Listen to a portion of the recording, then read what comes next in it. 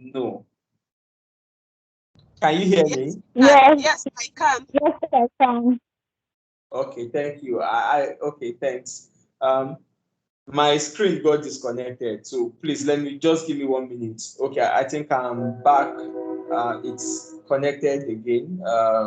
Sorry about the background noise. Our office is close to the train station in Yaba, so when the train is moving around 5, 6 p.m. and they blare the horn, you hear some noise in the background.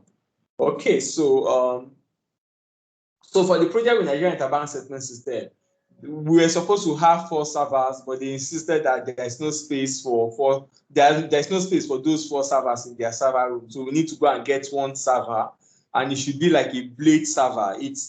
There is the kind of server they call ML server. There is ML server and there is DL server. So they asked us to get a DL server that can slot into the racks that they have, but the server should have the configuration of that is equivalent to the configuration of those 4 servers that we would have brought in. So for those servers that we wanted to buy, so we had to go and buy a 32 core server. We bought a 32 core server, 160, I can't remember, maybe 256 gigabit RAM, so much hard disk space with extra hard disk space. And yeah, so we had to buy all of that. And what we now did was to now partition the server in a way that it looked independent. The different systems or the different virtual servers that are on the main physical server now appear to be independent of each other. It's something that you would probably be able to relate to it. You do that. For some of you that had to do remote desktop into some computers, if you had to do remote desktop into some computer, you might be working on a project and you have a computer 1 and computer 2, and you do remote desktop into those 2 different pieces, but in real life, they're actually one single physical computer that you are connected to. So there's a concept of virtualization that divides those pieces for you to be able to get what you need to do executed on a physical infrastructure, but it appears like a virtual on the physical infrastructure, but is divided in such a way that a single user on, I think I will have a demo here that I'm going to show to you later on how that works. Let me not overstretch that. So parallel computing, you can see parallel computing like when you have multiple processors, a computer that has dual core processor, that has quad core processor, 32 core processors. It looks like a single machine, but it has a lot of processor inside it that it uses to execute its job. So by that, job can be executed a lot more faster. So for the NIPS project, what we did was that we got this supercomputer that has a capacity of 4 standalone pieces, and then we now partitioned them and made them look like they are different computers, but in real sense, it's just one physical infrastructure. Distributed computing also, the computers within distributed computing, they are autonomous. And when I say they are autonomous, it's autonomous in such a way that if you disconnect any one of them, it does not bring down the distributed system, But for parallel processing system, they share common memory. So, and because of the fact that they share common memory, the activity that any of those processing units is performing, or whatever activity that is going on the memory, affects every other entity that is connected to that memory. So digital computing, they are autonomous systems that are connected within a network, while parallel systems, they are not autonomous. They share common resources. They share common memory. And then distributed computing, they are loosely coupled. So if you bring down one of those systems that are connected in a distributed network, it does not really bring down the whole operation. Whereas parallel computing one processor, for one processor to go down might actually affect the other processors or the entire process that is running. So those are some of the differences between distributed computing and parallel computing.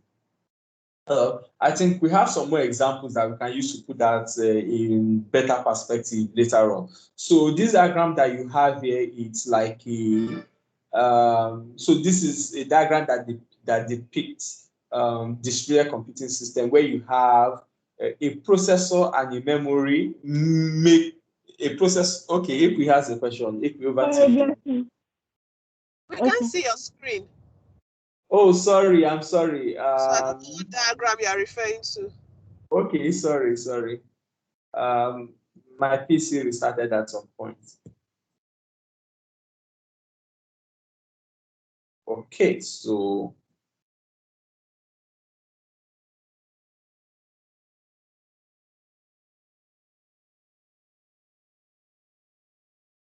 okay, now you can see my screen, and this is the diagram I'm referring to.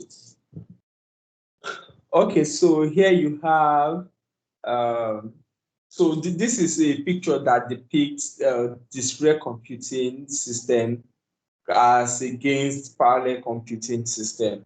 So in this diagram, you can see a parallel computing system has multiple processors attached to a single memory system or a single memory bus, while the distributed system has independent processor and computing system connected together. So and the way this is that if you decide to disconnect any one of these units of processor together with memory, if you decide to disconnect any one of these, your operation will still continue to be to run without any interruption. It's only that maybe it will take a longer time for it to be completed as against if you had more resources connected within the network. While in parallel computing system, all of the processors are sharing a common memory. So it's tightly coupled. If a processor goes down, maybe it may not really affect the entire system. But if anything happens to the memory, the entire system is actually going to go down. And the way the processors are also connected, they're also connected in such a way that whatever that will bring down one single processor might also likely bring down the other processors. So this is a diagram that actually compares the distributed computing system with parallel computing system. So moving on, let's look at how it works. How does a distributed computing system, how does it execute a big data job? So when there's a big data job that is submitted, remember in the evolution of big data, at some point the challenge was velocity, the speed of execution. So as computer became more sophisticated, as we advance in the concept of computing, in the concept of computer architecture from 16-bit to 32-bit to 64-bit and so on and so forth, we're able to design computers that are able to execute jobs a lot faster. So the problem of velocity was solved, early in the 60s. Then in the 90s, it was a problem of there were different varieties of data that need to be handled. You have email data, you have picture data, you have data that is stored in a file system, you have email data. All of this type of data, they need to be processed. And then you also have the relational database system. You also have a database system that is not relational database system. All of these are challenges that had to be solved, and eventually they were solved with the concept of NoSQL databases. But now the challenge now is that there is so much proliferation of data. The data is so much, and they need to be analyzed and they need to be croned. So how do we analyze this complex data? What the distributed system, what it does is that it exploits the resources that are available within the network. It exploits it in a way to solve all of these problems. So the first thing that happens is that it breaks down the job into smaller tasks. So or maybe you have a big data you want to crunch, it has to break it down into smaller components, and then it will now survey all the computing resources that are available. Computing resources like how much processor is available, computing resource like how much memory is available, across which computer can you find each of these resources that are available. So it will scan all of them, and it will keep a record of all of these resources that are available. And now it distributes, and that is where the name distributed computing system, that is where it came from. It now distributes those smaller jobs across all the different resources, in order to be able to get the job done. It looks simple. It looks it's like common sense. It's like common sense. It doesn't sound like a big deal. So it's like you have 1,000 people you want to move to Ibadan, and you have a car. So traditional method is that you have a single car. So that car has to go and come on. But the new concept, or the concept of distributed computing, is that can we get additional small cars like that? If we get additional small cars like that, break down those people into smaller group, maybe a group of 5, and put them into the cars. There's a noise. Hello, there's a noise in the background. Emmanuel, that is coming from you. Okay, so so you distribute the job, and after distributing the job, then you distribute the job, and then the different resources get the job done, and then you combine the result. So for the hardware, it's easy for that to be done within a hardware system. So imagine those physical computers are like the hardware, but now you also need like a piece of software in order to be able to manage the complexity that comes with the breaking down job into smaller components and assigning them into different resources, and then having to manage all the resources that are available, and so on and so forth. So you imagine if you have like 1 million people that you want to move to different addresses in Ibadan from Lagos, so even though you might have enough cars to move them, enough physical infrastructure, enough hardware to move them from Lagos to Ibadan, but you also need like a piece of software that will be able to coordinate the addresses people have to go to. People that are going to almost the same addresses need to be grouped together, and when people are grouped together, they are not going to the same addresses. How do we coordinate them in such a way that they still get to their destination? So all of that is part of what we are going to be discussing later in this particular course. So please feel free to unmute yourself and ask me any question. So the concept of distributed computing and parallel computing is not without its own problem. It's of course there is definitely going to be some kind of problem, and the biggest of all of these problems is the delay.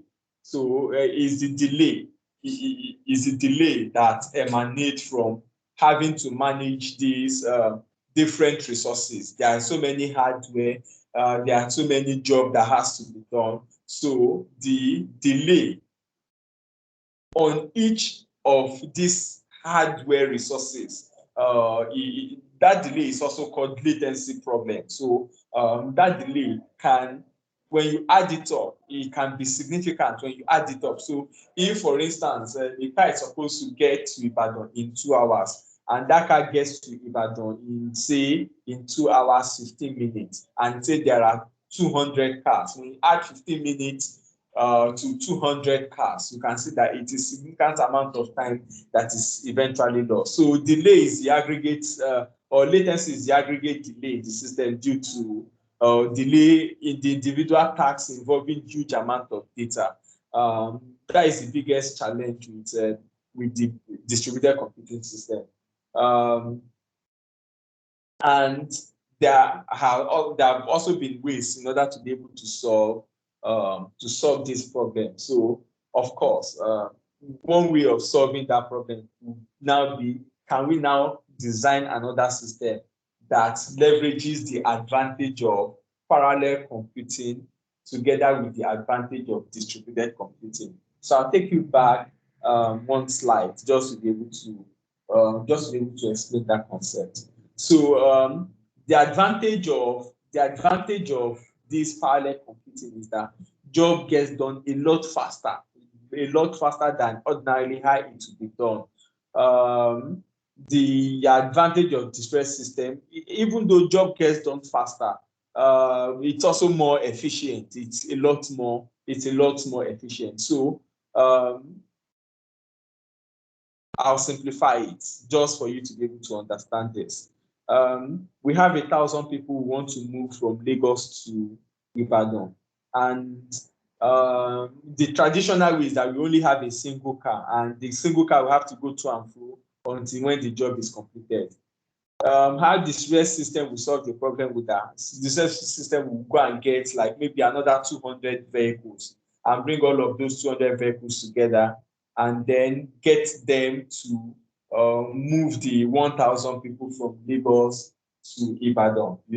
If that is done, so the challenge would be maybe some latency. So maybe the car has to wait at some point along the way for people to ease themselves or for people to eat, or maybe some delays at the toll gate. Of course, there will be pocket of delay here and there, or maybe there is traffic along the highway. At the end of the day, the vehicle will get to Ibadan better than how the traditional system will solve the problem.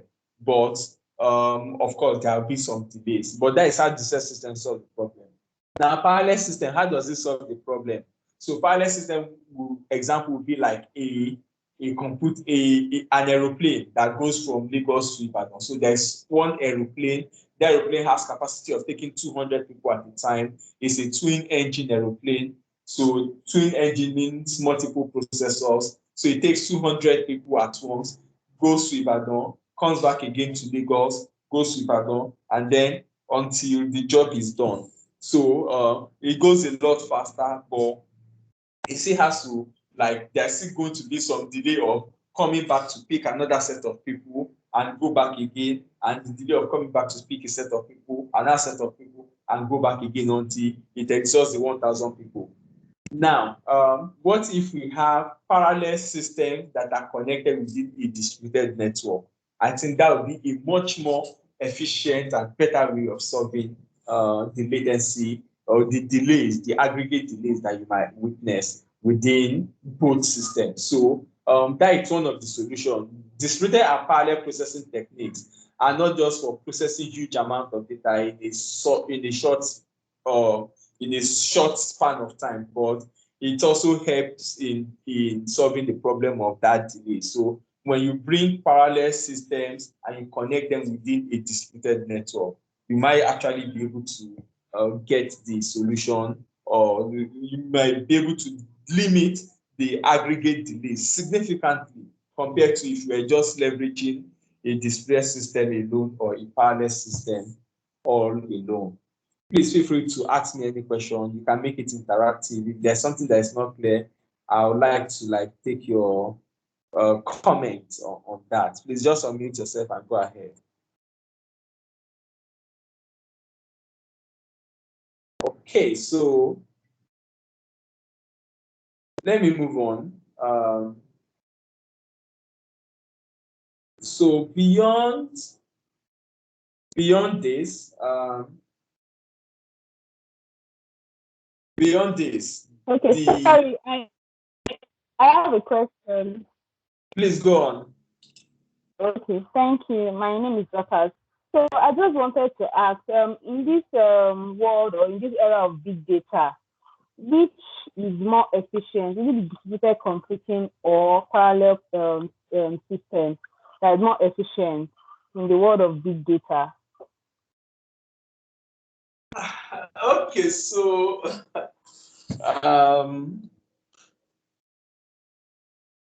your question is this. A car broke down Okay, no. So I think the concluding part of my explanation answered that. A combination of parallel computing and disparate computing would actually make more sense, would actually get the job done a lot faster and a lot better than any of the two. Now, between the two depends on what you need to do. Between the two depends on the problem you intend to solve. So at times, cost may be the problem. You may not have a lot of money. If cost is the problem, maybe you may want to go for parallel computing, because that may not be. It depends. It also depends on how you see it. Distributed computing might also be very cheap, because you have different autonomous computers that you have to connect together. But of course, it depends. Again, it depends on your scenario. So I cannot say that maybe anyone is better. Each of them have their own advantages and disadvantages. So when cost is what you need to consider, there's a system that may work very well for you. When speed of execution, it's what you need to consider. Of course, parallel systems will be the best solution. When the space that you need to manage, resources that you need to manage is the biggest consideration, distributed system may be the answer to your problem. But when cost is the problem that you need to manage, maybe you don't have a lot of money, for instance, or you need to manage cost, then it could be either of the two. But if cost is, but if you have enough money, and you can afford a distributed parallel system, or a distributed system of parallel. Sorry, I'm sure you got what I'm trying to say. Yeah. So. Yes. Yeah. So actually, what I meant is in terms of the speed of execution, which is more efficient? Is it distributed computing or parallel computing? So parallel computing is more efficient when it comes to speed. If speed is what you want to, the problem you want to solve, go for parallel computing. If space is the challenge, memory space is the challenge, or disk space, where to store your file, then this distributed system will be the solution to that. But there's a third problem, which could be cost. So in that case, you might probably need to design a solution for yourself, based on the concept of parallel computing or distributed computing. But it depends. There is no straight answer to that question, in short. All right, thank you. You're welcome. Okay, so for display computing, as I explained before, you have a job submitted into a distributed system, a network of systems that are connected within a distributed way. I'm coming. I just want to share my. Can you see my screen? Is my screen still shared or disconnected? I can see your screen. Still shared. I can see your screen. Okay, so I want to show you blade server. A blade server. Okay, so look at this diagram here.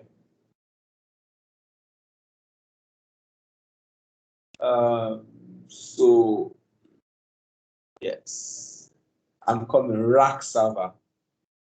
Rack server.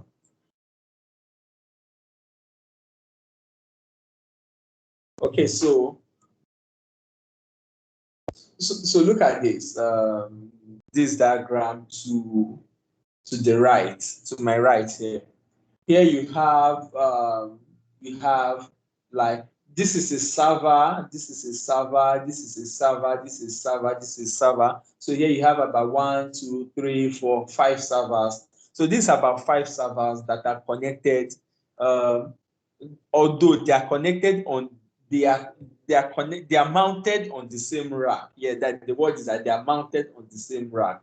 But at the back, maybe we cannot see what's at the back. But at the back, there's a network that is actually connecting.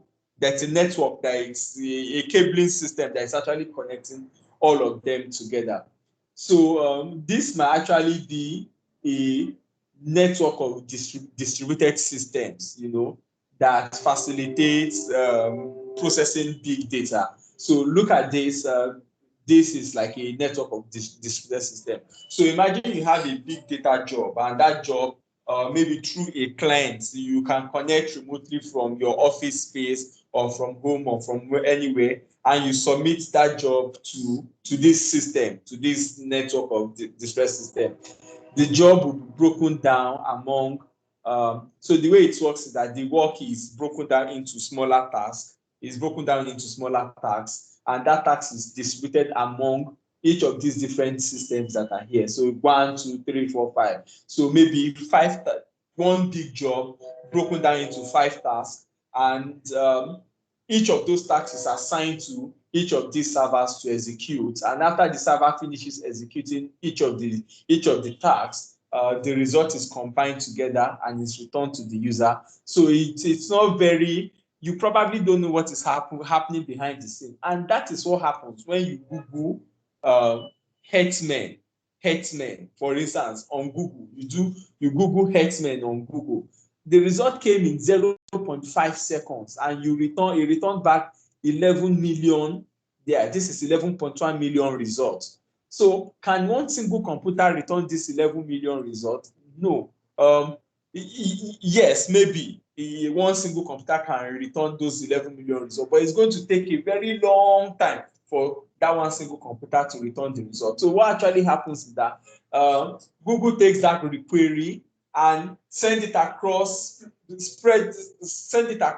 all of the different systems that are connected within this network. So you can see Wikipedia is bringing a result out. Wikipedia is actually a server. This wikipedia.org is actually going to be like a server like this somewhere on the internet. Guardian.ng, it's also going to be, it's also like another server that is somewhere else. BBC.com is somewhere else, and so on and so forth. Is Africa.com, it's also another server somewhere. So this job is distributed among all of these computer systems that are within the network, and they return the result, and the result is compiled and is presented to you as if it's only one single computer that actually answered that question. But in the real sense, there are many pieces behind the scene. Let me put it that way to simplify it. There are many computers behind the scene that actually got the job done. That is simply how distributed computing system, how it works. So when you come to an environment like MTN or like a bank, a huge bank like we have a project with First Bank, and they said they've been loading some data, and that data is so huge, like ATM data for a period of 1 year. It's just such a humongous amount of data. So how would the bank be able to manage requests on this set of data by the time we eventually mount a whole data set, and the bank need to leverage such data on a real-time basis? So the bank will actually rely on the concept of distributed system in order to be able to get those type of query executed on time and according to specification.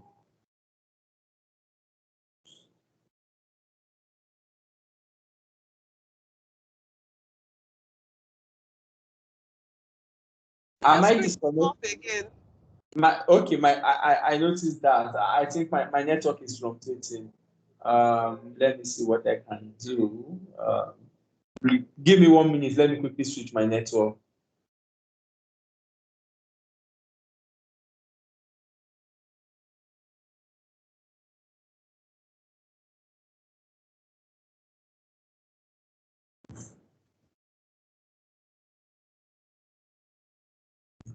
I should be back now. Am I? No. Yes, yeah. I'm Yes. back, Abi. Yes, you are back. When I say I'm back, as in my screen, is it shared? No, you Oh are not. no. Okay. Okay.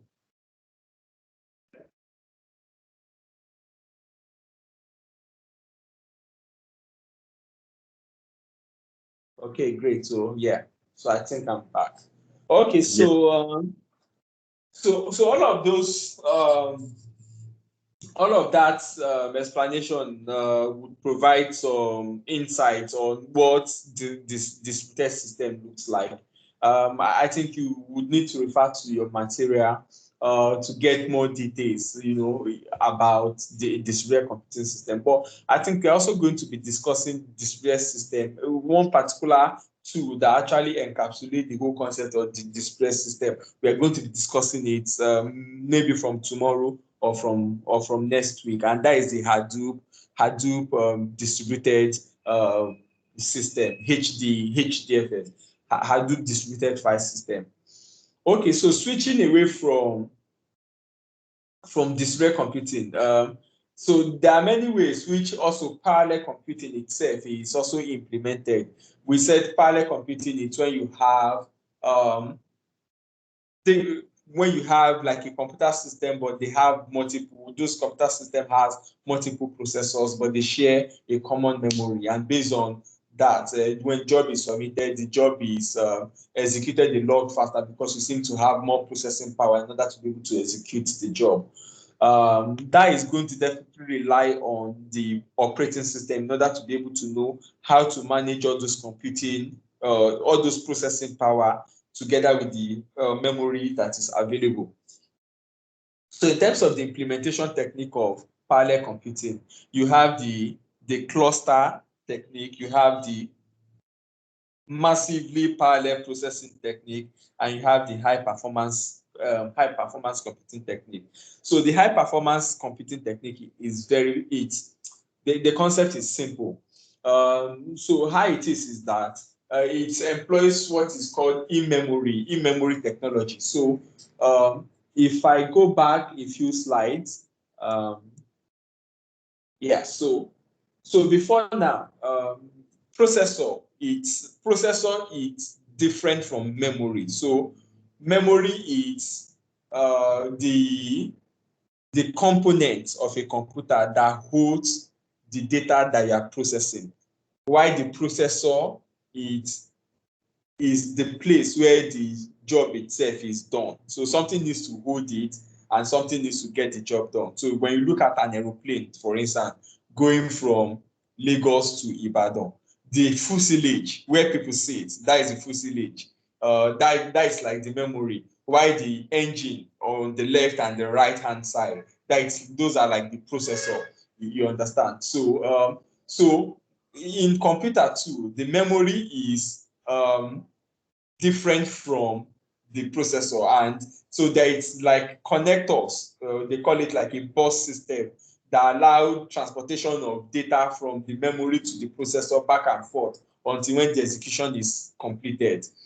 I hope it's not too technical, Sha.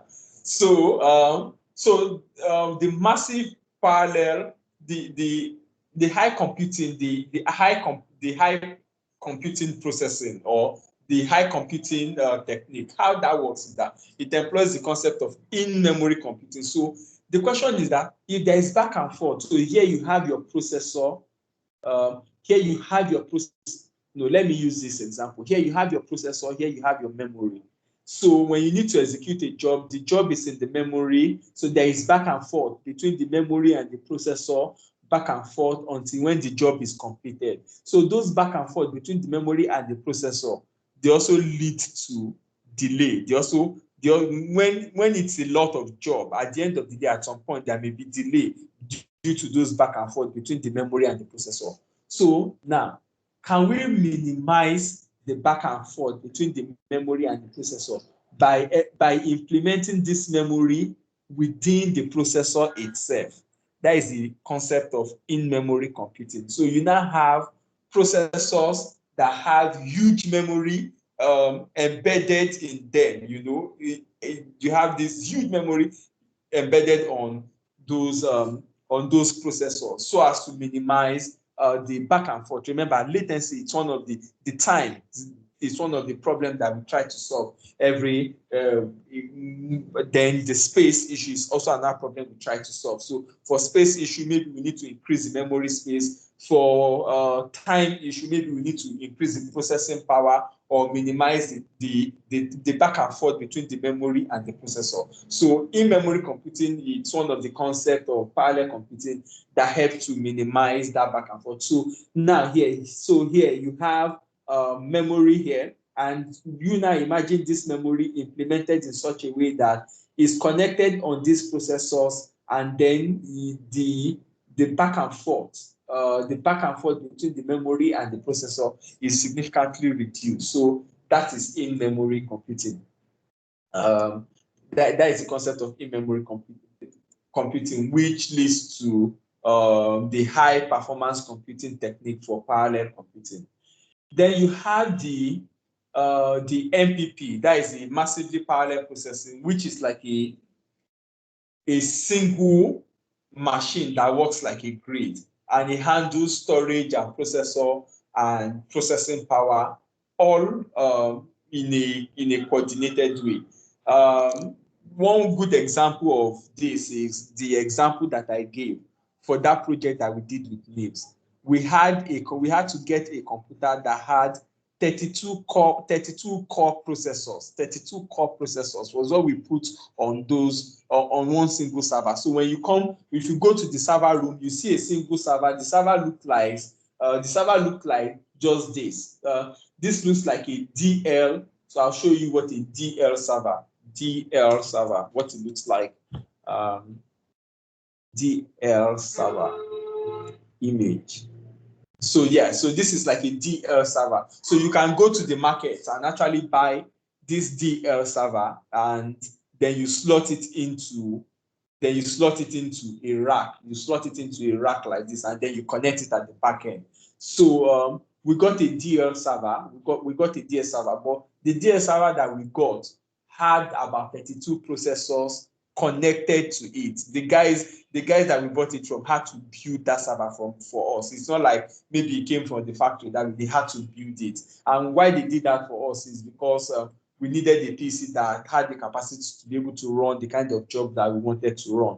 So that is massive parallel processing, where you have multiple processors connected, and then memory is also there, then storage, everything is within that one single computer. So when you look at this, these are disk space, these are storage, 1, 2, 3, 4, 5, 6, 7, 8. So if each of these is 2 terabytes, this is about 16 terabytes connected together.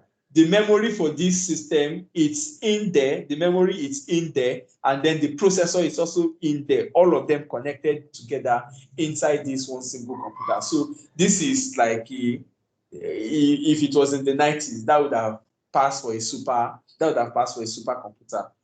Then you now have the cluster. So the cluster is like when you have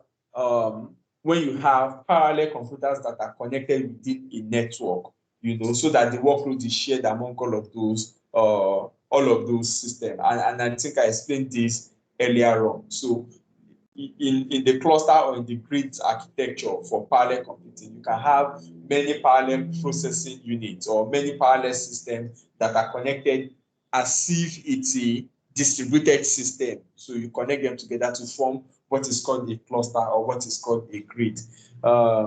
This is cost-effective solution, So look at this. It sounds contradictory. It's a cost-effective solution, but the overall cost may be high. So please don't mind that. So that was why when Dorcas asked that question, I was careful to say what cost means. So you can see that it's cost-effective, but the cost is high. So when it sounds contradictory, but cost-effective in terms of, so time may actually be cost. Time may actually be cost. Storage space may actually be cost, but when you bring it together within a cluster this way, it will minimize some of those time that it will require you to be executing multiple jobs on multiple different computers all together. So the grid or the cluster system helps you to manage all of these in a much more effective way. So that is how it all works. But all of them work hand in hand, both parallel system and distributed computing system. Please feel free to ask me any question. I don't have any question at this point. I've asked you a question, but if you have any question, please feel free to ask me a question. Let me see those that are on the call. Temlade is on the call. Temlade, are you on the call? Yes, I am. Okay, there are two people that I'm expecting. Is Daniel on this call? Kola. Okay, Kola is on the call. Hi, Kola. There is Daniel, and there are like two other people that are supposed to join the class. I don't know why they are not here this afternoon. Okay, so I hope you find it interesting, but these are just preambles, and this will help you to appreciate how big data problems are actually solved. These are not the core component of the big data certification, the big data analytics or big data engineering certification, but they form the background. These are the basics that you need to learn. Okay, so we are still talking about the different technologies for handling big data. So the next technology we want to talk about is the concept of virtualization. And virtualization is something that if you have ever done a remote desktop, or you have used TeamViewer, or you have used AnyDesk, if you have ever used any of those technologies, it's actually the concept of virtualization that those systems that they leverage.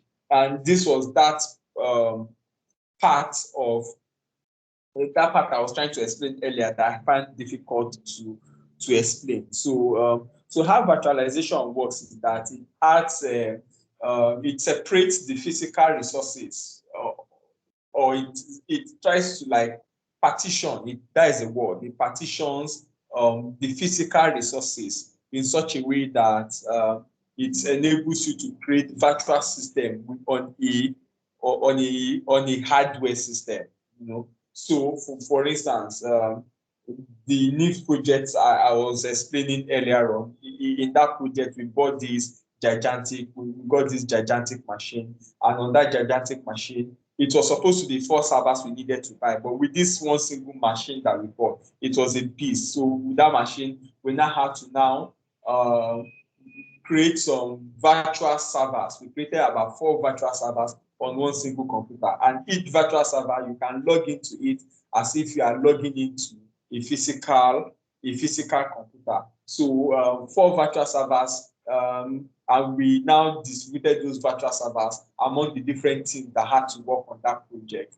How it works is that there's a software tool like what you call remote desktop, or what is called VMware. So VMware was installed on the physical hardware that we bought. About 4 different layers of VMware were installed on those servers.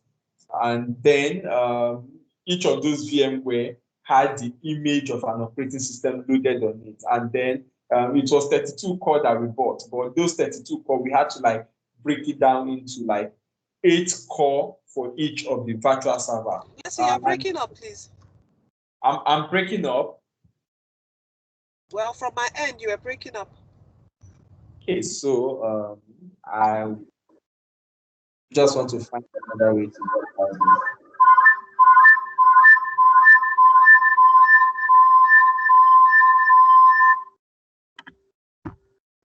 Okay, so what I just did was to switch my network, and I hope, yeah. So I hope it gets better now. So what virtualization does is that it separates the physical resources from, it partitions the physical resources in such a way that you can create virtual system on the physical server. So you can have many machines, or you can have many servers on the physical machine, and that is possible. So if you have set up your virtual learning environment, for those that have set up the virtual systems provided by DASCA, you will see that at some point, whoever that helped you to set it up installed installed VMware on your computer. So with the VMware, you now had an operating system loaded, the image of an operating system loaded on that VMware. So the way it works is that your computer itself, it's a PC. Then the VMware is also appearing on your computer as if it's appearing on your PC as if it's another PC. And you can work on that VMware independent of your computer. So that is the concept of virtualization. It's a lot of ways that the IT guys have leveraged this. So in order to be able to manage physical space within the server room, they could buy a giant computer, or they could buy a computer that has a lot of that has massive features, like in terms of the processing power, the memory space, and then they now use the concept of virtualization, or they use a virtual machine in order to be able to create virtual servers on that physical layer. So it adds a level of efficiency on the IT infrastructure, and it also provides for scalability. Scalability in the sense that if, for instance, you need more memory space, they go to the virtual machine. So maybe originally they allocated 8 gigabytes to you for memory. If you need more memory, they can go and just extend it and make it 16, just seamlessly. They'll just shut down your virtual machine and then extend the memory space, and then they'll turn it off back again. So without necessarily having to go to the market to buy physical memory, the memory that is already existing on that physical layer of the server, they can just add more to what was allocated to you, and then you have more memory for you to do your job. The same for disk space, and the same for the processing power that is available to you. So it's something that is very, very interesting, and again, it's something that you can see on your VMware. Let me see, I don't know if there's a VMware on this computer. No, this computer does not have a VMware, but I think I should be able to demonstrate this in the class tomorrow. I should be able to demonstrate this in the class tomorrow. Then virtualization also, it's one of those things that actually make big data possible. Hadoop itself, the Hadoop framework itself is like a virtual machine. So virtualization makes big data processing. It makes it a lot possible. Part of some of those features of virtualization is partitioning. So you can partition a hardware, and it's not those partitioning that we used to know of partitioning your hard disks. It's not the hard disk partitioning now, but you can partition your computer in such a way that 10 people can log into a single physical computer, and they will log in independently, and 10 of them will not even know that they are working on the same physical layer. It will appear to them as if they are working on their own independent system.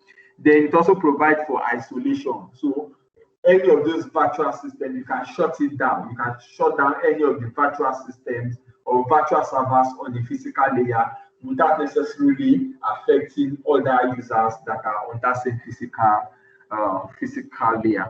And yeah, so those are some of the features of virtualization. It's definitely something that you have done that you probably might not know that you have done it. Yeah. Please feel free to ask me any question if you have anyone.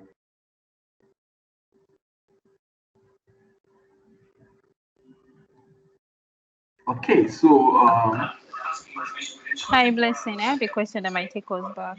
Oh yeah, please go.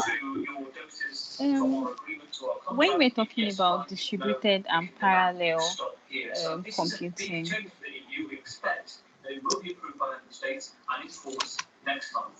so you said that it's possible for businesses or organizations that want to handle big data to use either of these systems depending on what works best for them. So I want to ask, does it mean that Hadoop is like a combination of both distributed and parallel. Ask the question again in a different way. Does it mean that Hadoop is a combination of like or Hadoop has the advantage of both the distributed and parallel computing system? Okay, so Hadoop is I don't want to call it a piece of software. Hadoop is a framework. It's actually a framework that supports distributed system and parallel system. It's a framework that supports. So Hadoop is a software.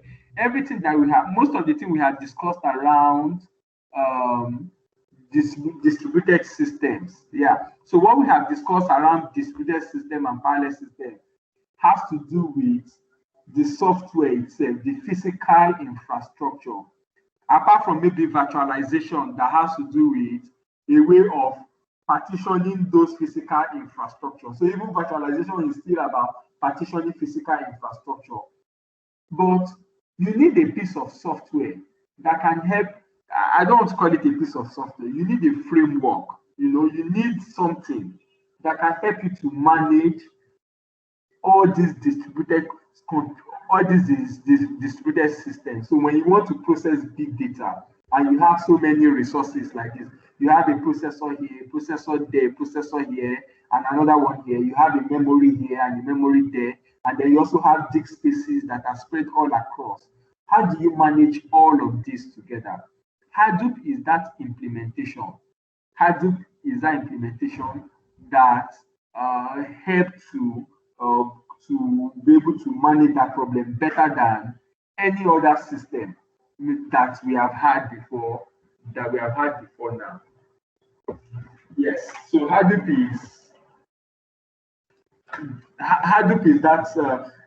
is that framework that has helped to manage it. In just a minute. So just a minute. Hold on. I need to attend to someone. Just a minute. Monday, yes. Okay. So so Hadoop is that implementation that helps to manage all of these resources at the same time, also to be able to analyze and to process whatever big data or the big data job that you have to submit within this particular system. We haven't gotten deep into Hadoop, so we are just about to start talking about Hadoop. So I think when we get into the Hadoop subject itself, I think you'll be able to understand how Hadoop works together with the distributed file system and parallel systems. Is that okay? Yes, thank you. Okay, so let's talk about Hadoop. Well, if there's any other question, I'll be glad to take it. But let's start with Hadoop. So Hadoop is an open source platform that is designed to work with a huge volume of data, whether it is structured or unstructured. And the guys that actually designed this Hadoop technology are the Google guys and the Yahoo guys. Those are the first guys that ever used the Hadoop, the concept of Hadoop technology. But then after they use it for like a period of about 15 years or 10 years, they now had to release it to the market under an open source license. So they release it to Apache. So today you hear things about Apache Hadoop, or you hear things about Hadoop. It's just now an open source, but before then it wasn't open source, and that was what they used to be able to develop a huge system that can hold millions of emails of people. So imagine how many people that have Yahoo email address, or that have Yahoo account or Google account, and the type of data that these companies that they manage. For all of that, they were still able to like make sure that data is available whenever you needed to access your email, or whenever you needed to access the data that is stored on the Google environment or on the Yahoo environment.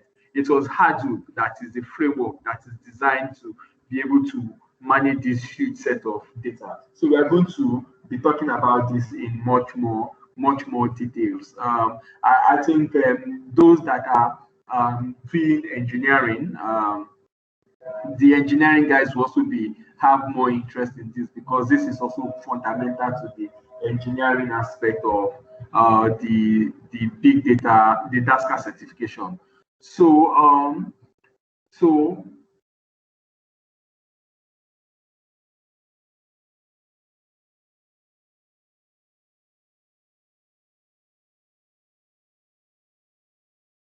Sorry, I can't hear you. Oh, So really? I can't hear as well. I can hear you, Dorcas, but I can't hear Blessing.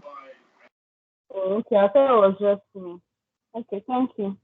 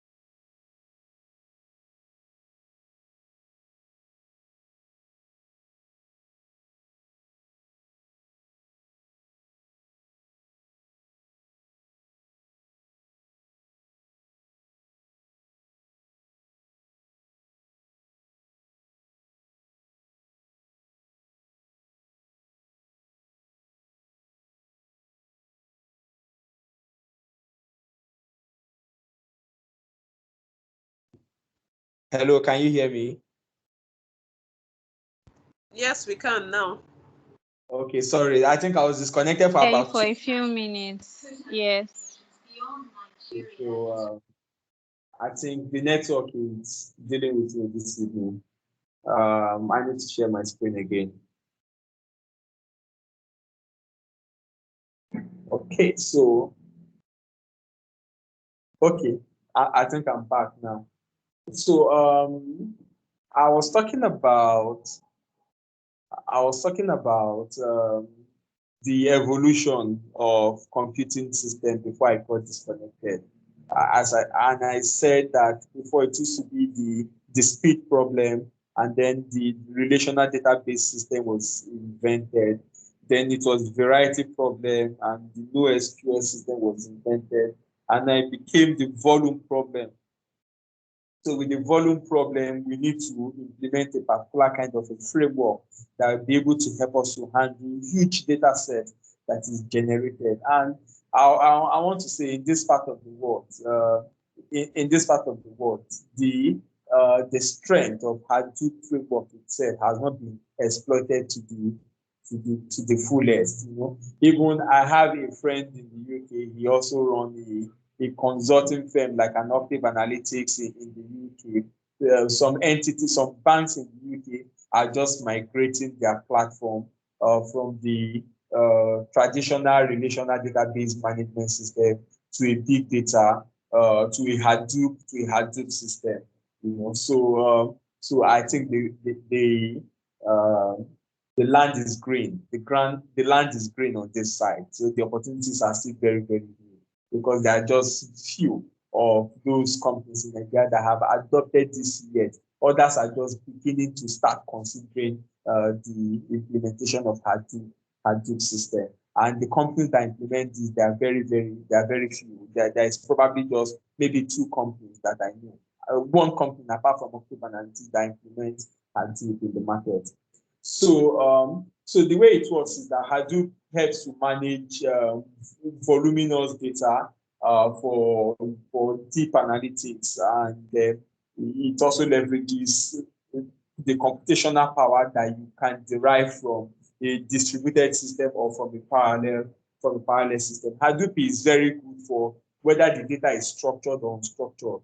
Relational database management system like Oracle, MySQL, SQL Server, All of those systems, they are very good for structured data sets when they are in rows and columns. But when the data is unstructured, when it's video, when it's audio, when it's just pictures, or when it is text from Twitter, or when it is text from WhatsApp, Hadoop will be able to handle that significantly better and will be able to provide you with facilities to be able to analyze it a lot better than how the Oracle would be able to get it done. So here it's written that analysis of large volume of data has traditionally been done through distributed system. So Hadoop, what it does is that it introduces a level of programming that helps users to create and run distributed systems. So the way Hadoop itself is implemented in such a way that it leverages the distributed system itself.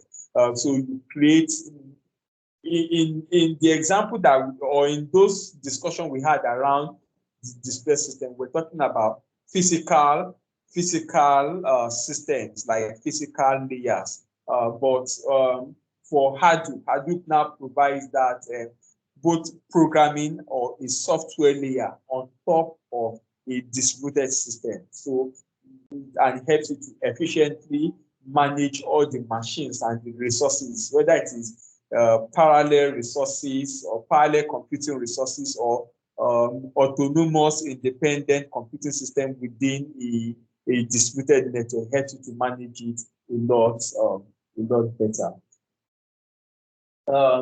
So what are those components of Hadoop system? Let's look at them or let's talk about the features of Hadoop before we talk about the different components of Hadoop. So Hadoop can work on a large number of computers that do not have to share physical memory or disk. If you install Oracle on your computer now, I think we had some with some guys on this call. We had a practical session. I think it was on Tuesday or Monday or so. If you have to install Oracle, that Oracle will have to be on a particular machine. And if you have to install it on maybe multiple machines, all of those machines, they have to be connected together and they cannot be independent of each other. But Hadoop itself, Hadoop can be connected or can be installed in such a way that the systems that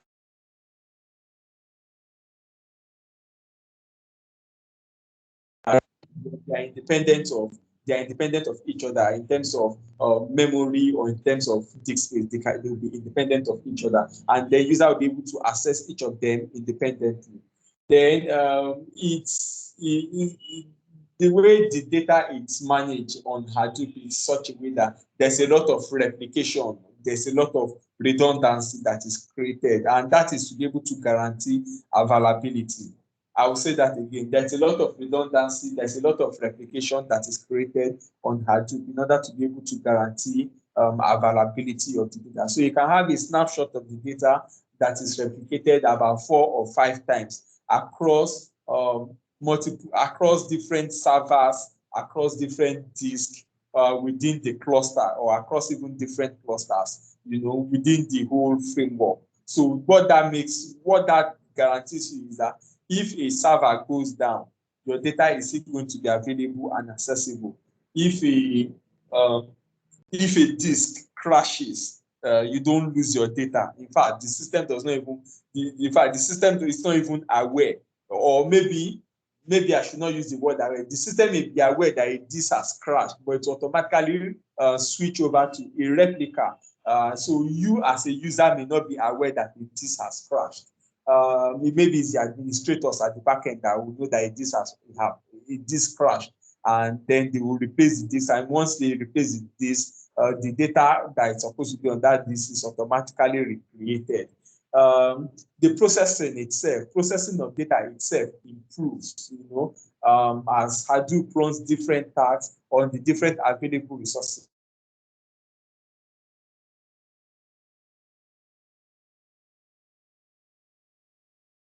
Hello? Can you hear me? Okay, I didn't hear you for a few seconds. I don't know if I was hearing.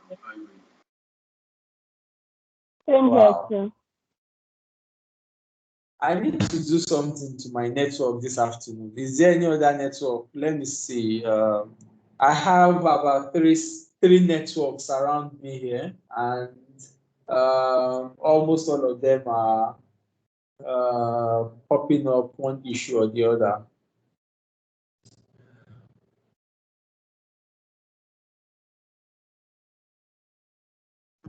Please confirm if you can see my screen. I can see your screen. Yes, I can see your screen. Okay. And I can hear you My now. screen. Okay, great. Good. Okay, so if you can, okay, See your great. screen So you can see. again, no? I can't see it again. I can still see it. Okay, so some can see it, some cannot see it. Ekwi, can you see my screen? Yes, I Kola, can. Okay, Kola, can you see my screen? Yes, Blessing, I can see your screen. Oh, wow. So I hope it should be able to get back to normal. Okay, so as I said before, Hadoop implement the job a lot more efficiently because it leverages the distributed computing system architecture. It leverages it. In fact, it's built to be able to run on a distributed system. I remember the first installation of Hadoop that I did. So I was telling my Indian friend, he said that on how many clusters did I install it?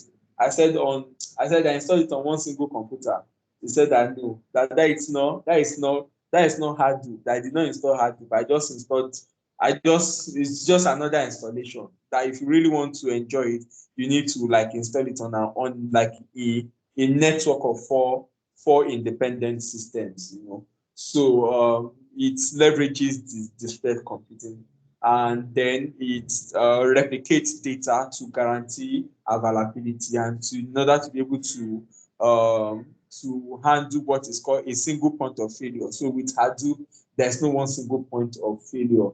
It also tracks data. The way it tracks the data in a very efficient way, depending on wherever the data is stored on the server or within the cluster. It tracks data. Then also the data access mechanism for Hadoop is a lot more efficient because it uses the concept of indexes. So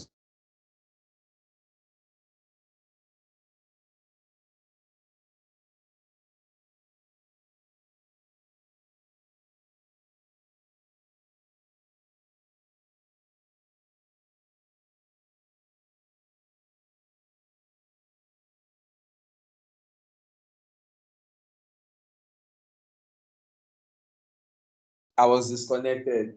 Yeah. The network. What can I do to my network today?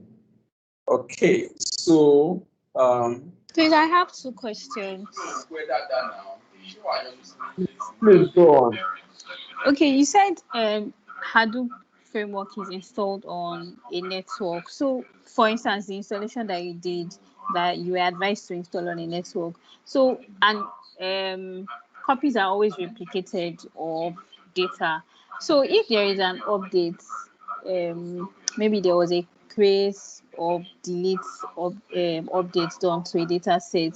Is it all these data sets that are going to be updated simultaneously? Then so also, is it on this network these copies are available? And if the network, if there's a downtime more and maybe data was updated on one network, how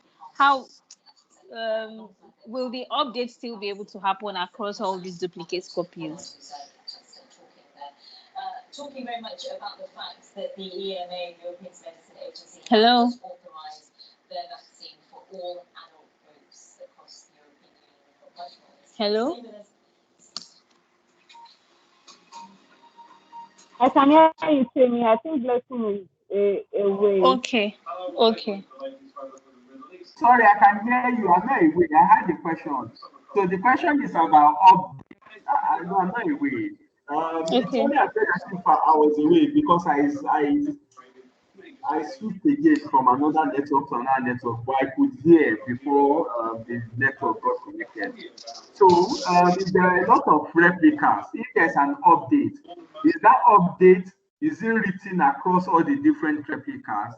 That's number one Yes. question. Yes. Number two question is that Hadoop is installed within a network to guarantee availability. What if the entire network goes down? For instance, if the entire network goes down, that it is no longer accessible. So how is that availability? How is it going to be guaranteed? Is that the second question? Yes. Even Oh, if it might not be maybe two systems are on a network and two other systems are on a different network, but the Hadoop framework has been installed across all four. Maybe two of them now there's now a downtime on two of them. How will it still be guaranteed that the other two will be accessible, like the duplicates will be accessible on the other two? okay. Okay, thank you. I think the so this is just that intro into the Hadoop framework. The next two or three topics. In fact, even the practical sessions that we are going to be having practical sessions on Hadoop. So if you open to your workbook, I think the second practical session that you have there is on how to set up HDFS and how to manage and manipulate HDFS. And then for the guys that are doing the engineering track, there's also a lot more information for those set of guys. But to answer your question in terms of update, so the way it is that the Hadoop itself it uses the concept of write once. I'm going to explain this better later on. Write once and read many times. So if you have, say, if you have a data set and you have 4 replicas of that data set, for instance, each time you update it, that update is communicated to all the different replicas, and that update is communicated to all the 4 different replicas that are available. So that answers the first question. And if you update it many times, if you update it 7 times, those different 7 updates will be recorded across all the different replicas. But the way it works is it's a little bit different from what you have always known. So what you have always known is that maybe, for instance, you are working on an Oracle database, for instance, there's an update. And that, or maybe you're working on Excel. Let me use Excel. I think everybody can relate to Excel. You are working on Excel, and there's a cell A1. You want to update this cell. That cell was formerly 25. You now want to change it to 26. You just go remove 5 and put 6 in front of it, and you make it 26. The cell is updated. So if, for instance, say you have copies of this particular cell on another sheet somewhere, it goes to update that one too, and it's reflecting 26. So that is that looks intuitive, but that is not how Hadoop itself. That is not exactly how it works. How it works is that Hadoop is write once, read multiple times. So the update on Hadoop does not overwrite. It does not overwrite what exists already. It does not overwrite what exists already. So if you have a particular data set and that a cell, okay, so you have a cell. That cell is A1. That cell A1. There are 4 replicas of A1. 4 replicas of A1, for instance. So these 4 replicas of A1 at 5 p.m. there's a timestamp. So each of these replica, they also have some properties. Part of the property they have is a timestamp. So at 5 p.m., this 4 replica was they were 25. But by 6 p.m., you have updated it to 26. It does not overwrite this 25. It will go and create another entry, A1. The timestamp is 6 p.m. and the latest entry is 26.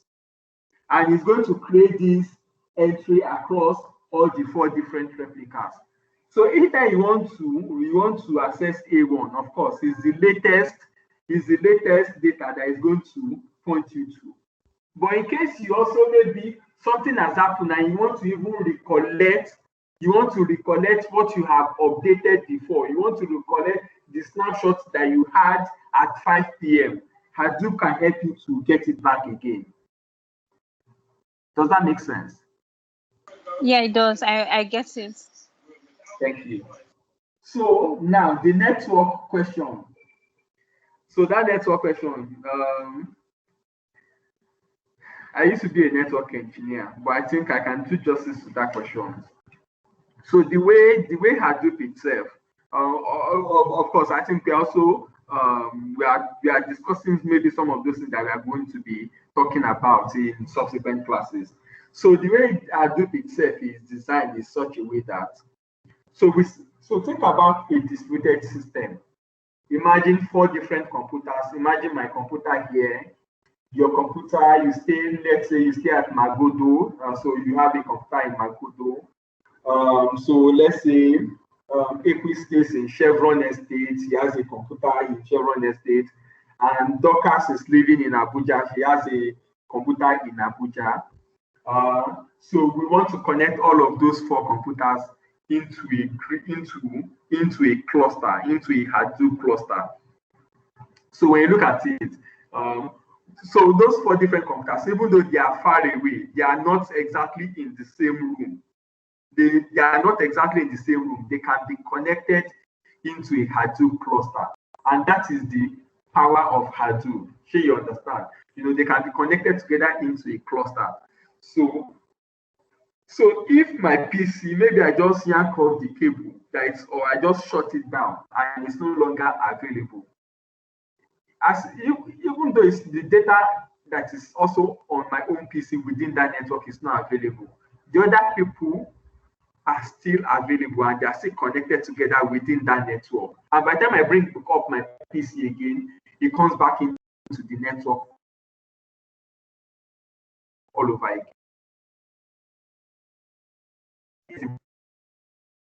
Maybe 2 of the computers that are within the network, the other computers that are within the cluster will still be available.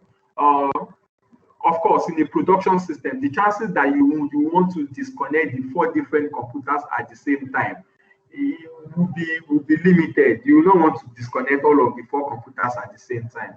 Also, but though before now, I've always also believed that a distributed system like that will not go down. But of course, early this year or late last year, we had about Amazon. Amazon went down for some hours. Google went down for some hours. So it also means that there's also possibility of a distributed system or even a cloud system going down, as against how we have always believed. But it's something that does not always happen. A lot of things happened in 2020 that has never happened before. But the chances that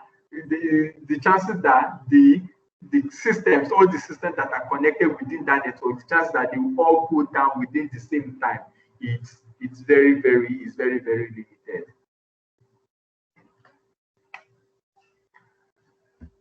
Does that answer your question?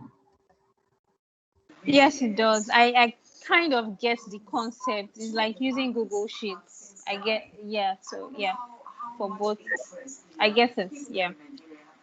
So it's exactly. So the Google Sheets is like using Google Sheets that multiple people can be replicating the same data and then you still have your snapshot, and you still have the updated version. And if somebody decides to like, it's rare that maybe Google Sheets will go down, because there's always different versions across different systems. Okay, so but we are still this is still intro. I think we'll still go into the details of Hadoop as we proceed. So there are three key primary components of Hadoop. These components are those elements of Hadoop that make it possible to be able to function the way it functions, to guarantee that availability and accessibility and that efficiency that is required in order to process big data. So three components, and please, you need to master these three components. Any Hadoop implementation, whether it is Hortonworks or AWS, or maybe it's Apache, or maybe it's Yahoo, anybody that, or EMR, anybody that's implementing Hadoop, there are three key components that it must always have. Number one is the HDFS, and that is the Hadoop distributed file system. So when we say the file system, for those that are conversant with hard disk drive, you would have seen things like FAT32 or NTFS. That is like the physical location, that is like the physical location or the actual location where the data itself is stored, But in this case, for HDFS, it is not physical, it is logical. Hadoop is like a software, so it's like a logical location where the data itself is stored within the cluster. It's high reliable, it has high bandwidth, it's low cost storage cluster that facilitates the management of related data across machine. So when you have multiple machines connected together, let me see this. Okay, look at this diagram now. So these are like 4 different computers connected together within a given network. And then you have Hadoop, assuming that Hadoop is running here. Even though the data itself will be stored on a physical location, HDFS is that logical partition that defines the address. Let me use that word. The address or the location where the data is stored within the Hadoop system, and it's very reliable because, of course, it creates the data itself in duplicates, or it replicates the data so that it will guarantee efficiency. So it manages the file access and data availability. Then you have the MapReduce engine. The MapReduce engine it's an implementation. It's an algorithm. It's not like a software itself. It's an algorithm. It's an implementation that does what is called divide and conquer. I'm sure some of you must have come across that word, divide and conquer. You have a big job. It has to be split into smaller chunks, and then it is each of those tasks or each of those jobs, they are implemented. After the implementation, all the results are combined together. They are combined together into a single result. That is a divide and conquer algorithm or implementation. So MapReduce is that implementation within the Hadoop system that facilitates breaking a job down into manageable chunks, and then combining and then distributing it within the cluster, and then combining the result again and presenting it to the user as a single unit. So MapReduce does that. Then there is the YARN, YARN is an acronym for Yet Another Resource Negotiator. What that does is it's just like an additional piece of software that coordinates all of the implementation and the availability of all the resources that are available. So where do you store this, which processor is in execution, which processor has completed execution that is currently idle for me to assign the next job to it, which job has been completed, so that we can get it out of the memory, it's yet another resource negotiator yarn. That is a piece of software that manages all of this processing, in a very flexible way. Yeah. So please feel free to ask me any question if you have any. I'll be glad to take your question on this topic. But it's very, very interesting, and I hope you also find it that way.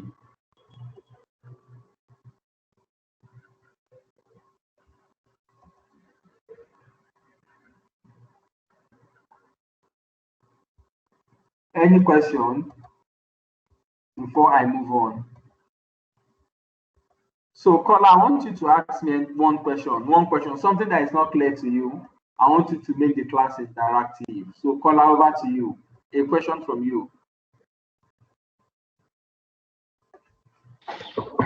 What I find interesting about this course is a good number of the time when I've tried to learn anything in data science or database, 10 years ago it was database management systems, Oracle or anything. You start with learning syntax, and you start with operators,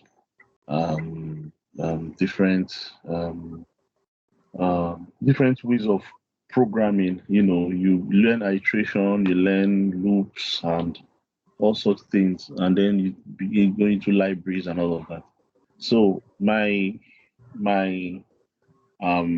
question is, the approach you are giving is you're trying to give a background of the implementation, the hardware, and how the software can be used across hardware. What informed this approach? And can you just give us a view of what the journey would look like? Not just, before now, we will see the topics A, B, C, D to the end. But what is the journey like? When would it be crucial for us to begin to practice? And one thing that struck my mind was when you said you once had a server or a big server that you then have to create 4 virtual servers in it. Is that something we'll be learning in the course of this training? So that's my question. Okay, thanks a lot. So it's also not always so. I think sometime in 2006 or 5, yes, sometime around 2006, I started learning Oracle. We didn't start by writing all those SQL commands. In fact, then we started with the architecture, the Oracle architecture itself. And when you write an Oracle certification exam, in fact, the testing then was mainly based on the architecture of Oracle. Things like Java pool, things like control file, data files. The architecture was what Oracle mainly tested before it now later on started testing stuff like SQL competency later on.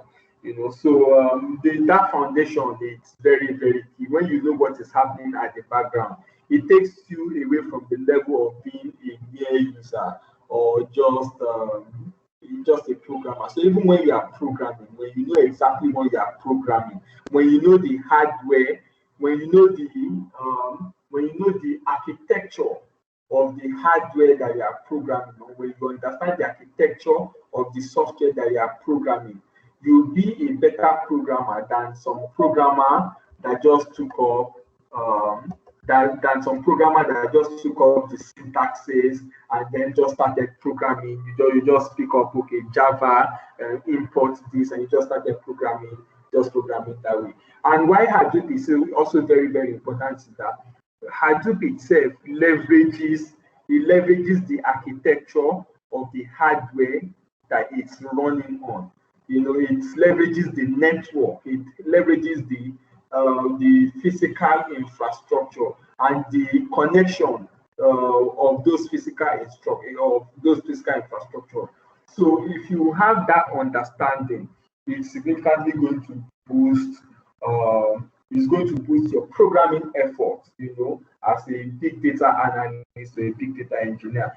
So it's going to help how you structure your data, what kind of models you should run, and the type of analysis that you can perform.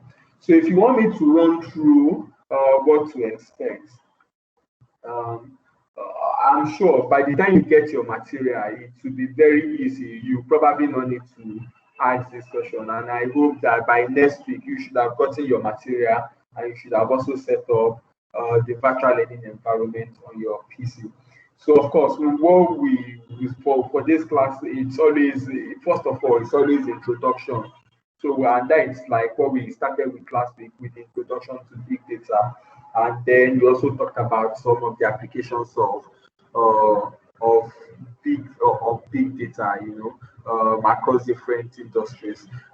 Today we are looking at the different technologies for handling big data, and we've talked about things like the distributed computing, parallel computing. We are talking about Hadoop. I wish I would have enough time to talk about things like cloud computing and in-memory computing, because they're also components of technologies of handling big data. Then we'll now look at, we'll have a practical lab session. We'll have a practical lab session for practicing Linux, and this is taking you from being the level of just a mere user to being a level of an advanced user. Or if you want to be a user, you be an advanced user. But if you want to be a programmer, you also be an expert programmer. So we'll also be talking about practicing Linux commands, that is from the workbook. Then we're now going to what makes Hadoop popular itself. We're now going to the Hadoop framework itself. We'll talk about the entire Hadoop ecosystem, from HDFS architecture to MapReduce to Yarn to HBase to Pig. We'll talk about all of that, and then we also practice some HDFS commands. Then we also talk about the Yarn framework itself. We also practice some of the Yarn execution. We practice how you can leverage Yarn to just get some job done. I told you, with Hadoop, it's something that would have been ordinarily difficult with your traditional SQL script. Hadoop will get done for you faster, especially with the concept of, with the MapReduce and the concept of divide and conquer.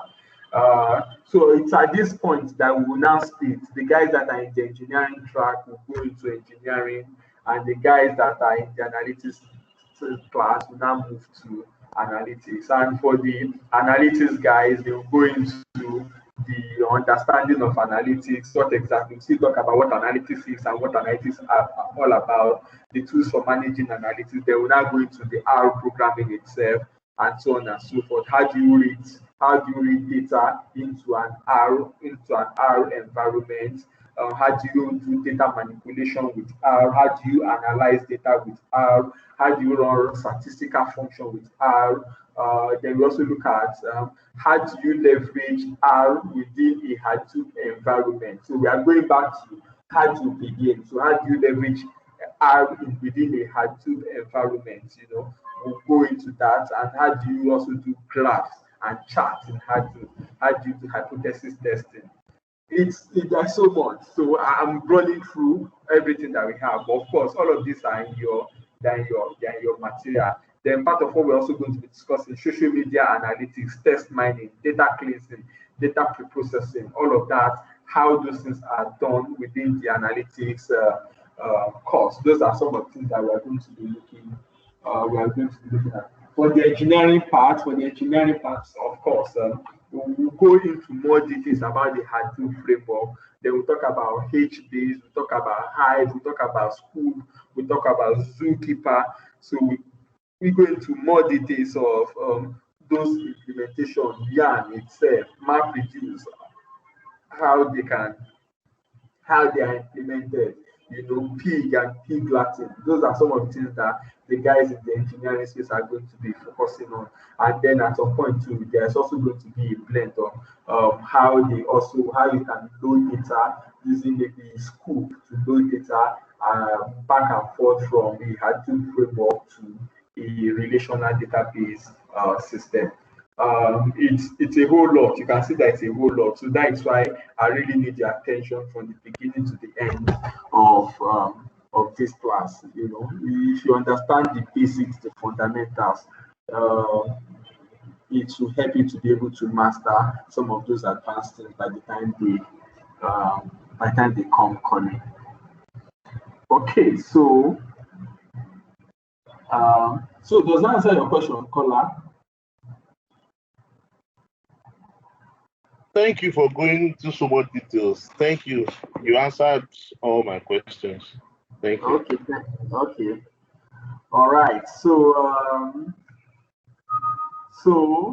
as I said earlier on, there are three core components of Hadoop. One is HDFS. The other one is Yarn, and the third one is MapReduce. How HDFS, what it does is that each time a job is submitted, it applies a job code to the portion of the data, and then it returns and then assigns it to a server to execute. After a job comes, the job is broken down into different jobs, and I'll say that again. It receives a job, so the job is broken down into different tasks. And for each of those tasks, a job code is assigned to all of those tasks, and then the task is assigned to the servers that are available. And after the servers that are available finish executing the job, the result from each of those jobs is combined together and is integrated into a result. So here it's a diagram that depicts that here is a job that is submitted to like a Hadoop software, and that job is broken down into job code 1 and job code 2 and job code 3. So this is the input data that is received and then broken down into different jobs and is assigned to different servers, and each server executes its own part of the job, and then the result is presented from each of the server. Process data 1, process data 2, process data 3 from job code 1 and job code 2 and job code 3, and then the result is combined. Of course, MapReduce is also very, very instrumental in this job splitting. But HDFS is what holds the job, what holds the data that is in the job that is submitted, and then the result is returned back to the Hadoop software, and then it goes back to the user. It's very, very simple. We don't need to. We'll get into the details a lot more by the time we get to that point. There are some questions here, but I will leave that to you. So it says, discuss how digital computing will enable you to search comments on social media about a particular brand in the past 24 hours. So I think I showed you that you can quickly go to Google or go to maybe Twitter to search for something, and then it returns all the comments that have been generated. But those comments, they are not coming from a single server, they are coming from multiple servers. And then there is something you need to read up. Hadoop, what it is and how it works, by Brian Profit. Read up this article, and then we can probably have a discussion around it in the next class. So please, tonight before tomorrow class by 2 p.m., please take time out to read about Hadoop and how it works, so that we can have some interactive session tomorrow, and then also read how Hadoop works from Duke's University. For here is the material. Please, I would like you to read it up, and we can have discussion tomorrow.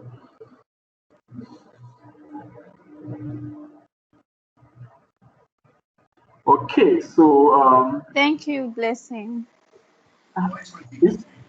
No, it's not the end of the class yet. Hold on, we still have some time. Don't run away.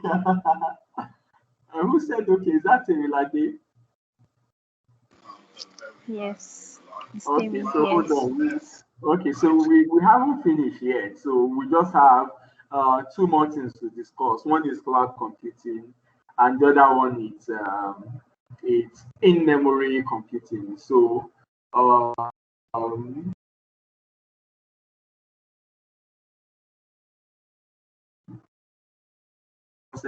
the technologies for handling big data. So what we have discussed today, we have discussed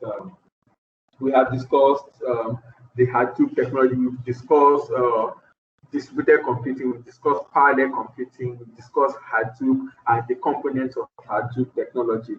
So for cloud computing, it's also another way and of handling big data. And why this is see, at times those physical resources, cost can be an issue. Cost can really be an issue. The server that we bought for the project with it, I think we bought that server around 3.something million naira. And imagine if there was lockdown in 2019, it means that we'll probably not be able to access. That server required that we had to be physically on site before we can access that server to do our work.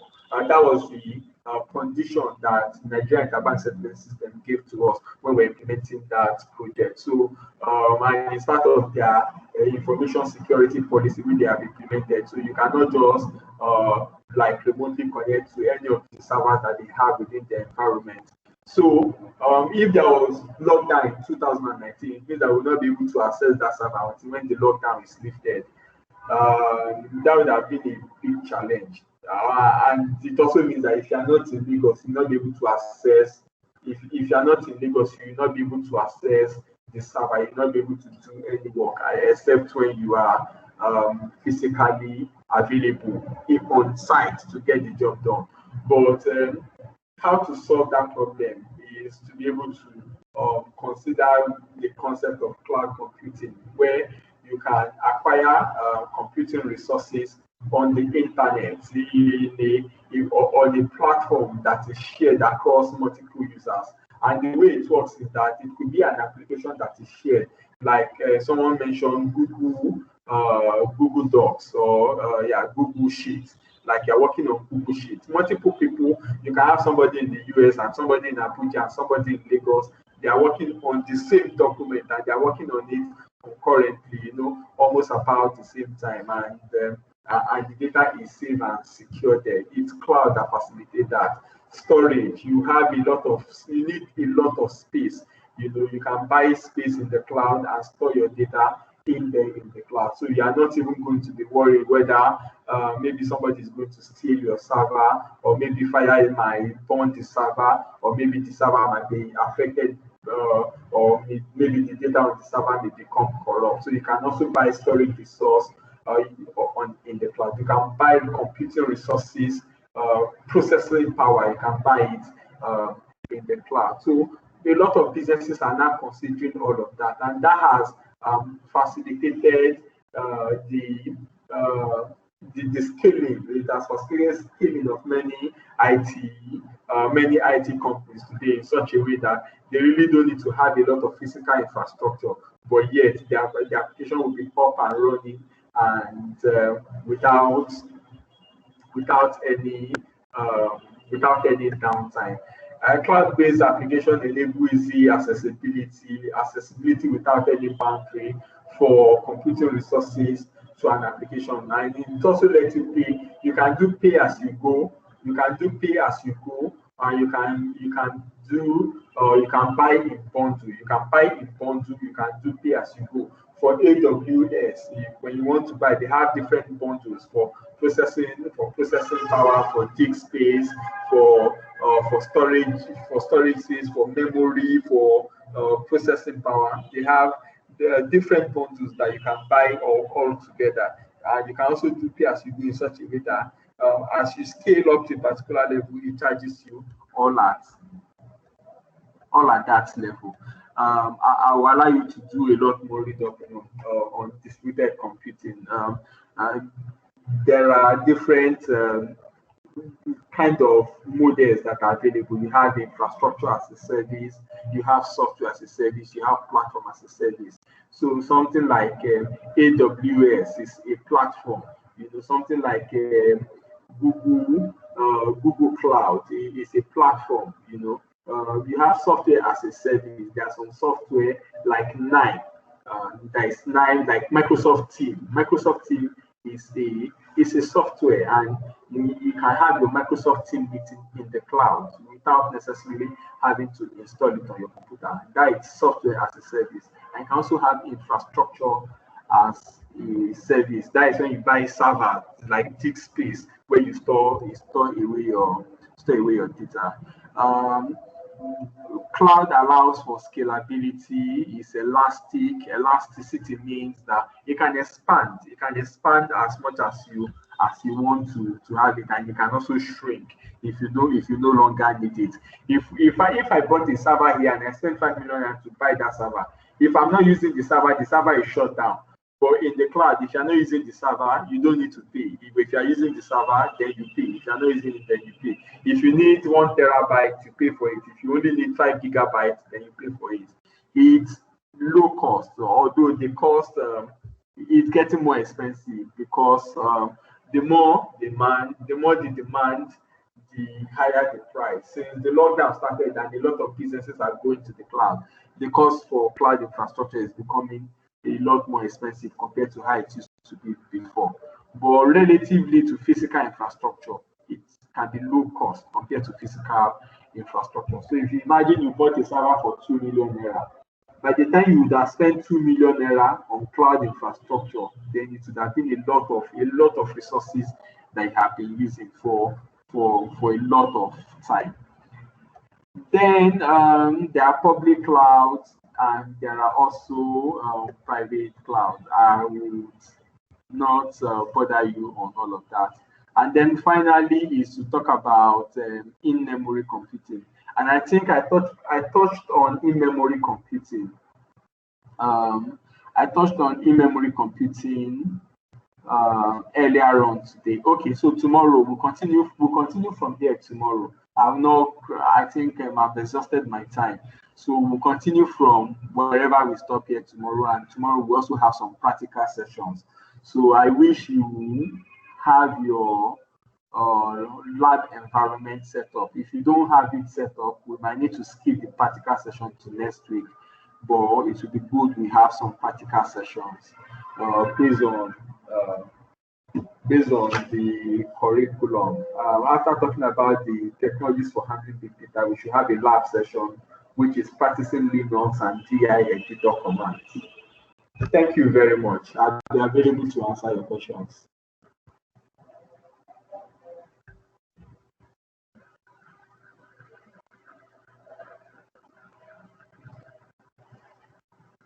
Hello, any question for me?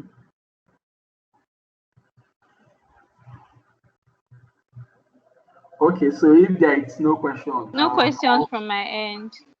Okay, thanks, Tilly. Okay, so in the absence of any questions, so see you by 2 p.m. tomorrow. Do have a great weekend. Thank you and bye-bye. Thank you. Bye. Good night. I'm still available here for private discussions in case you want to talk to me. Thank you. All right. Okay.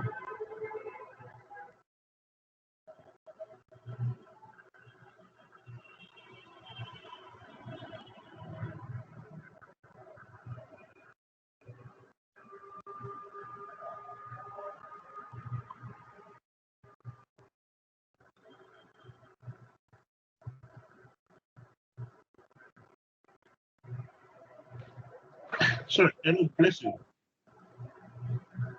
Is it only both of us that are on the hold on? I need to stop the recording. Okay. So hi, Kola. Yes, I hope